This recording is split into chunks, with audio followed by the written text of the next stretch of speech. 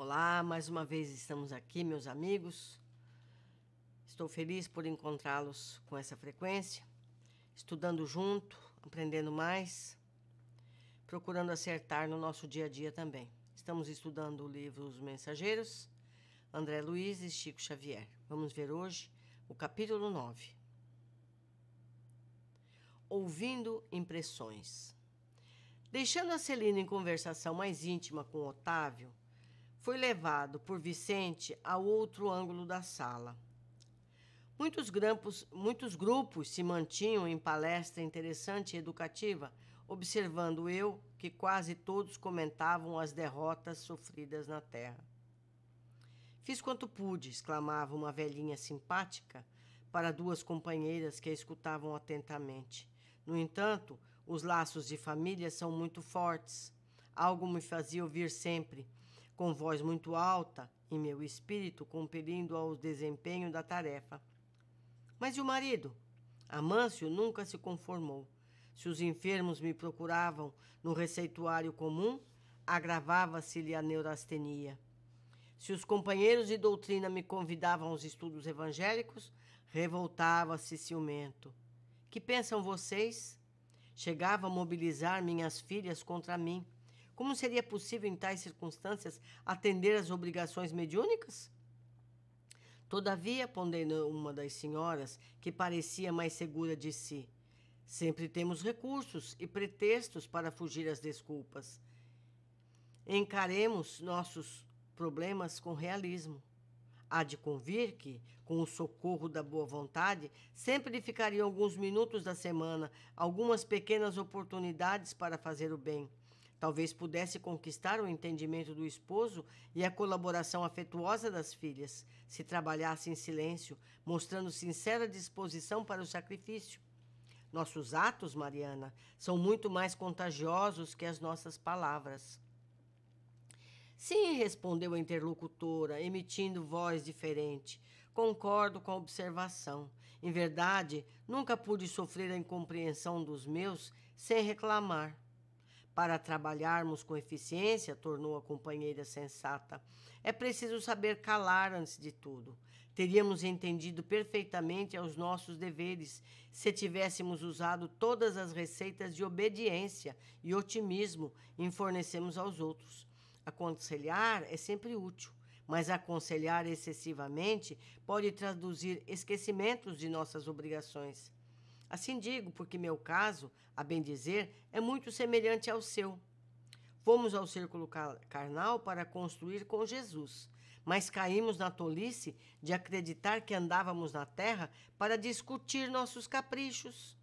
Não executei minha tarefa mediúnica em virtude da irritação que me dominou, dada a indiferença dos meus familiares pelos serviços espirituais. Nossos instrutores aqui muito me recomendaram, antes, que para bem ensinar é necessário exemplificar melhor. Entretanto, por minha desventura, tudo esqueci no trabalho temporário da terra. Se meu marido fazia ponderações, eu criava refutações. Não suportava qualquer parecer contrário ao meu ponto de vista, em matéria das crenças, incapaz de perceber a vaidade e a tolice dos meus gestos. Das reflexões nasceu minha perda última, na qual agravei, de muito, as responsabilidades.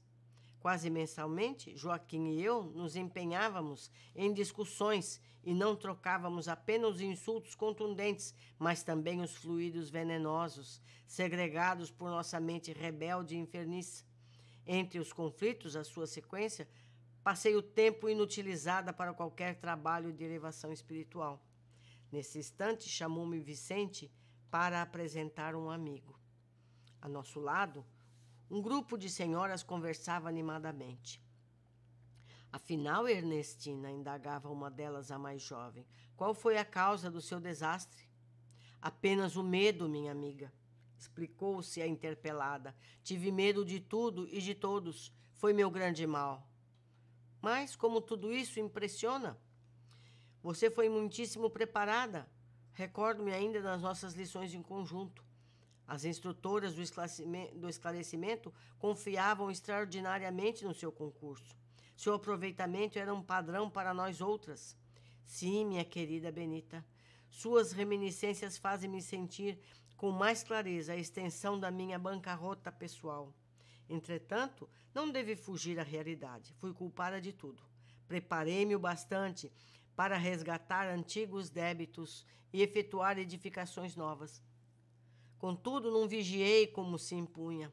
O chamamento ao serviço ressoou no tempo próprio, orientando-me o raciocínio a melhores esclarecimentos. Nossos instrutores me proporcionaram os mais santos incentivos, mas desconfiei dos homens, dos desencarnados e até de mim mesmo. Nos estudiosos do plano físico, enxergava pessoas de má fé. Nos irmãos invisíveis, presumia encontrar apenas galhofeiros fantasiados de orientadores, e em mim mesma receava as tendências nocivas. Quantas vezes a gente escuta isso, não é mesmo? Ah, recebi essa mensagem, mas será que é verdade? Será que não é coisa da minha cabeça? A gente tem que ponderar. Se o conteúdo é coerente, não importa de que cabeça vem, não é? Muitos amigos tinham-me em conta de virtuosa pelo rigorismo das minhas exigências. Todavia, no fundo, eu não passava de enferma voluntária, carregada de aflições inúteis. Foi uma grande infantilidade de sua parte, retrucou a outra. Você olvidou que na esfera carnal o maior interesse da alma é a realização de algo útil para o bem de todos, com vistas ao infinito e à eternidade. Nesse mistério, é indispensável contar com o assédio de todos os elementos contrários. Ironias da ignorância, ataques da insensatez, sugestões inferiores da nossa própria animalidade. Com certeza, no caminho de todo trabalhador fiel. São circunstâncias lógicas e fatais do serviço. Porque não vamos ao mundo físico para descanso injustificável, mas para lutar pela nossa melhoria, a despeito de todo impedimento fortuito. Compreendo agora, disse a outra. Todavia, receio das mistificações prejudicou minha bela oportunidade. As pessoas também, fazendo um parêntese aqui, têm medo da opinião dos outros. Quem acerta as contas com a eternidade somos nós. Nós devemos essas perguntas, essas respostas, essas considerações a nós mesmos. Se a gente tem um dom e recebe uma informação do alto,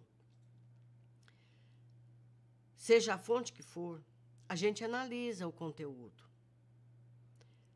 Se o conteúdo é bom, a gente deve passar, porque a espiritualidade tem um trabalho imenso para fazer essa mensagem chegar ao plano físico. São vários espíritos que se mobilizam para que isso aconteça. Não é uma tarefa fácil. Depois de todo esse trabalho, a gente duvida? Joga fora, enfia numa gaveta? É pouco caso de nossa parte. Por quê? Por medo da crítica? Que critiquem. Minha avó dizia, os cães ladram e a caravana passa. Então, a gente deve pensar melhor. Se nós somos uma torneira, vamos jorrar água. Se a água não está completamente pura, a gente filtra. Mas é sempre líquido precioso.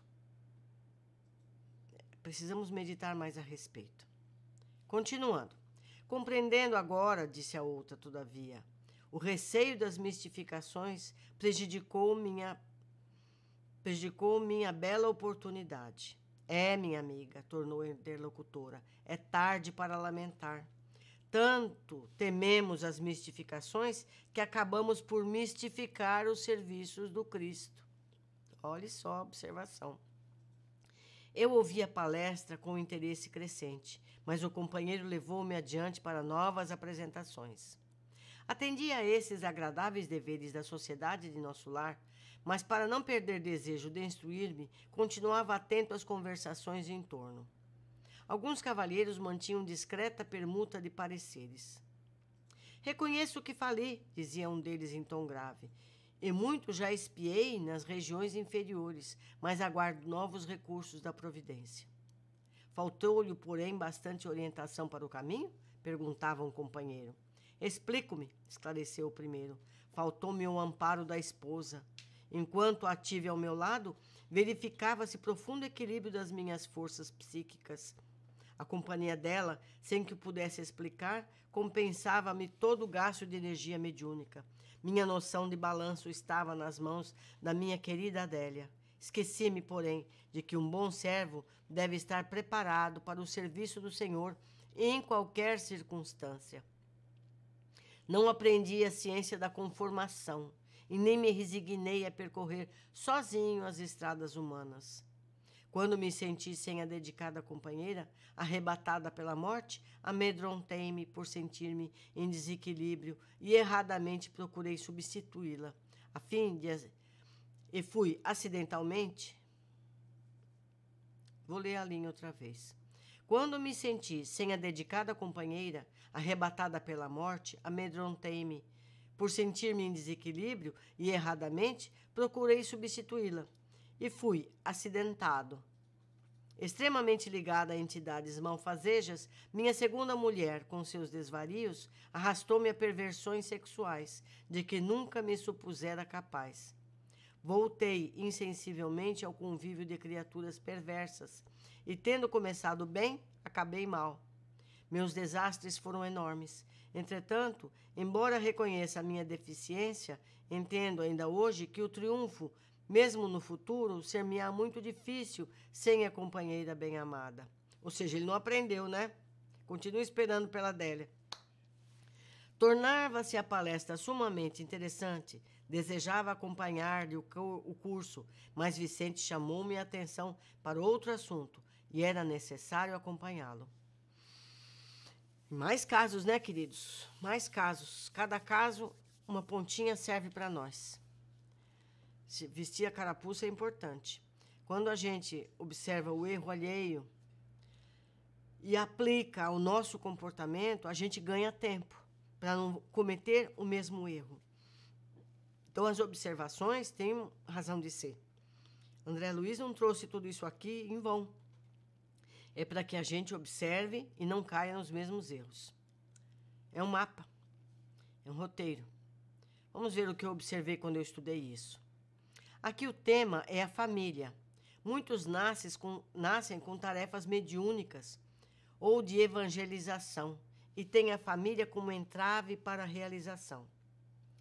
Isso é mais comum do que possa parecer. Ali vemos que sempre podemos resolver a questão pela concórdia, mas cada caso é um caso, e não devemos nós opinarmos sobre certo e errado. Mas fica aqui a observação, que cada um possa analisar o seu caso e ver se pode ainda exercer seus compromissos pretéritos de forma a acomodar a vida familiar e a vida mediúnica ou evangélica. A missão, seja ela qual for, muitas vezes a missão é cuidar de algumas crianças, como a gente viu, é cuidar de um ente querido adoecido. As missões são várias, cada pessoa tem a sua específica. E é um dever. A gente deve seguir Jesus, as lições do Evangelho, de modo prático, porque seguir a letra é muito fácil. Como a gente viu num dos casos, ele teve toda a orientação evangélica, mas quando apareceu o dever a cumprir com os irmãos dele, não é verdade, da madrasta, que ele não cuidou, então, às vezes, a missão é uma atividade prática, nem sempre é a mediunidade ou a doutrinação. Então, a gente tem que estar atento a descobrir qual é a tarefa que me foi confiada nesta vida. É a grande questão que a gente tem que fazer durante a vida toda. Segundo ponto, outras formas de fracasso nas tarefas assumidas existem. Uma delas é o medo da opinião dos outros, desconfianças de tudo e de todos, dos homens, dos espíritos, da pessoa mesma, tendo por padrão sua posição de médium. Sempre que questionamos da veracidade das comunicações ou orientações dos protetores espirituais, por conta de tanto medo e de mistificações, acabou por não cumprir a missão determinada. Não é verdade? Eu já comentei durante a leitura esse fato. E é um dos fatos mais comuns. E existem casas espíritas que não permitem esse intercâmbio com medo das críticas. E contando um fato que ocorreu conosco, em gravação, a gente grava as palestras, e postou no YouTube, e uma pessoa comentou, criticou o palestrante. Esse palestrante nunca mais fez nada. E foi uma boa palestra. Por conta de uma crítica, a pessoa nunca mais fez palestra alguma. Foi lamentável. Nós perdemos uma pessoa estudiosa, ele estudou muito para fazer a palestra. Então, a gente não pode se abater por isso. A gente tem que ser fiel ao nosso esforço e levantar o nosso estandarte e trabalhar com fé e confiança. É um testemunho. O primeiro testemunho é conosco mesmo, não é verdade? Depender de outras pessoas para cumprir as nossas tarefas. A gente põe a culpa no outro. Eu não fiz por causa do outro. Muitas pessoas têm dificuldade em enfrentar desafios sem apoio. Mas como poderemos ser amparados por outras pessoas se não damos contas de sustentar a nós mesmos? A gente sempre lembra o caso da aeromoça. Primeiro você tem que pôr a máscara em você para depois você pôr a máscara no outro. Então, a gente tem que primeiro se tornar forte e fazer a nossa tarefa. A gente não pode depender de muletas, sejam elas uma pessoa, seja ela um material, seja a muleta qual for. A gente tem que procurar conseguir ficar em pé, desempenhar a nossa tarefa como pudermos, mas não colocar a dependência de outros fatores para não fazer. Não, eu não fiz porque não tinha sal. Não fiz almoço porque faltou água. A gente tem que dar um jeito. Meus queridos, é sempre um prazer estar aqui com vocês. Eu conto com o apoio de vocês para nos trocarmos ideias. Coloquem aí os seus comentários, eu vou ler a todos, nós vamos conversar. Eu não costumo fazer isso, mas eu gostaria que vocês se inscrevessem no canal e pusessem opinião a respeito do trabalho, ali no gostando ou não gostando, vocês são livres para opinar, mas se manifestando. Por que eu falo isso? Não é por causa de lucro, porque o canal não é monetizado. É porque quanto mais as pessoas interagem, mais inscrições tem, mais visível fica o trabalho, mais pessoas têm acesso, porque o YouTube passa a sinalizar o material, passa a oferecer o material. Quando você chega no YouTube, os vídeos mais comentados, eles aparecem. Agradeço a vocês por esse gesto. Um abraço e até o nosso próximo encontro.